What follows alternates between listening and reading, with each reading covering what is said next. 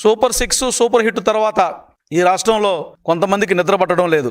Super 6 జరగలేదని మీకు 15,000 వచ్చిందా, మీకు 15,000 వచ్చిందా అని డైలాగులు చెప్పిన వాళ్ళకి నోరు పడిపోయింది. అట్లాగే ఆటో డ్రైవర్లని, కార్మికులు రెచ్చగొట్టి మీకేమైనా వచ్చిందని చెప్పి వాళ్ళని వీళ్ళని రెచ్చగొడదామనుకున్నటువంటి ఈ కుహన మేధావులకందరికీ కూడా నోర్లు పడిపోయాయి. అందరి నోర్లు మూతపడుతున్నాయి. కొందరి నోర్లు ఇంకా మూతపడలేదు. వాళ్ళకి ఇంకా జ్ఞానోదయం కలిగినట్టు లేదు. ముఖ్యంగా జగన్మోహన్ రెడ్డి గారికి జ్ఞానోదయం కలిగినట్టుగా లేదు.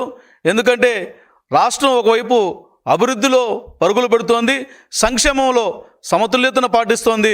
దీన్ని చూసి ఓర్వలేనటువంటి జగన్మోహన్ రెడ్డి ఇప్పుడు బెదిరింపు ధోరణికి వస్తున్నారు.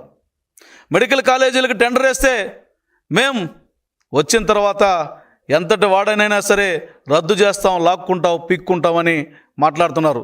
మీరు లాక్కుంటారు, పీక్కుంటారనే భయంతోనే కదా మిమ్మల్ని తరిమి కొట్టారన్నటువంటి విషయాన్ని గుర్తు తెచ్చుకోకపోవడం అనేది అవివేకం అనాలా, మూర్ఖత్వం అనాలా, లేకపోతే రాక్షసత్వం అనాలా, పైత్యం అనాలా, ఏమనాలో అర్థం కానటువంటి పరిస్థితి. మీరు అధికారంలోకి వచ్చిన రోజు నుంచి ప్రజావేదికను కూల్చడం మొదలుపెట్టారు.